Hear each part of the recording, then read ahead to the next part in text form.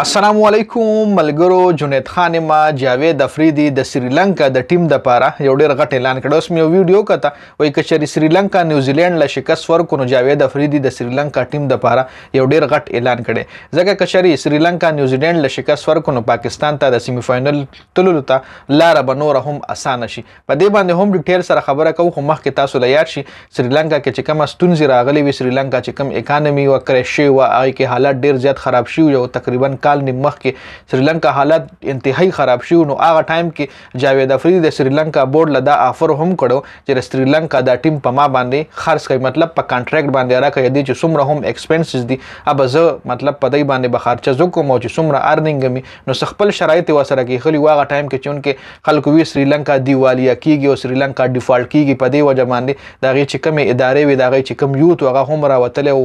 مختلف ویډیوز بتاو د سریلانکا حواله سره کتلی. نو هغه ټایم کې هم جاوید افریدي سریلانکا ته دا فر کړو چې زه د سریلانکا دا ټیم اخلم یو قسم لا په پیسو باندې څنګه چې جاوید افریدي پېښور زلمی ټیم ایشتلې په پیسو باندې د پېښور زلمی اونر دی. نو دا غرنګ سریلانکا ټیم هم په کانټریکټ باندې س ټایم د پاره اغشتو او هغه ټایم د سریلانکا بورډ د جاوید افریدي افر ریجیکټ کړو. جی اوس چې کوم په دې ورلد کپ کې د سریلانکا او نیوزیلند چې کوم میچ ته دا میچ چې سریلانکا وګټي نو پاکستان به بیا سیمی فائنل په اسانه باندې کوالیفای کیږي. نیوزیلند به په 2 پوینټونو باندې پاتې شي او پاکستان به صرف د انګلند نه میچ ګټي او سیمی فائنل ته به کوالیفای کیږي. او کنا چرینن میچ ختمه ک نیوزیلند وګټلو نو بیا پاکستان د انګلند نه میچ ګټي خو هغه هم په خرن ریډ باندې مطلب 130 120 خو شرنزلو باندې به انګلند له شکست ورکړي نو اله پاکستان سیمی فائنل لا کوالیفای کیږي. نو دیږي کې وای ځکه خو د ری باندې بیا ما چې معلوماتو کو یو دوه درې ویډیوګانې مې وکړه خلکو جوړې کړي چې دا رنګ جاوید افریدي د سریلانکا ټیم د پاره د پیسو اعلان کړي 15 کروڑ روپۍ یا دولې ویډیو کې بیا ځلالم د جاوید افریدي پیج مو کتل دا چې کوم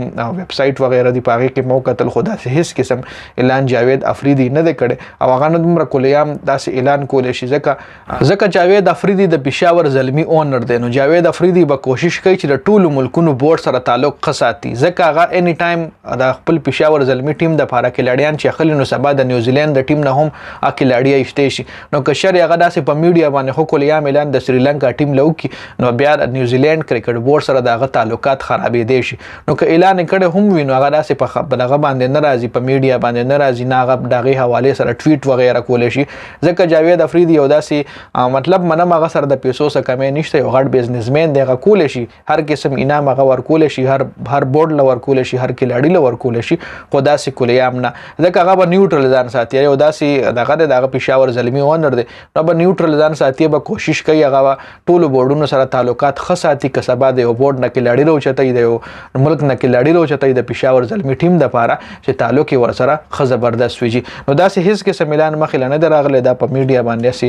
سو ملګرو ویډیوګانې جوړې کړي نو مې نه خلم بد خبره د موږ سره تعلقات خو ویډیوز مخې راغل نو ما هم ریسرچ وکړ چې آیا جاوید افریدي رشاد عمر غټ اعلان کړي دی وغم خو کولیام ځکه خو یو اغله پکاري چې ځان نیوټرل ساتي ځکه هغه د هر بورډ سره تعلق پر راځي هر بورډ نه بکلاړي روچتای او چې مو کتل نو داسې هیڅ قسم اعلان نشته. جی نو دا اپډیټس تاسو سره مې شریکول غوښتل ډیر زیاته مننه. والسلام.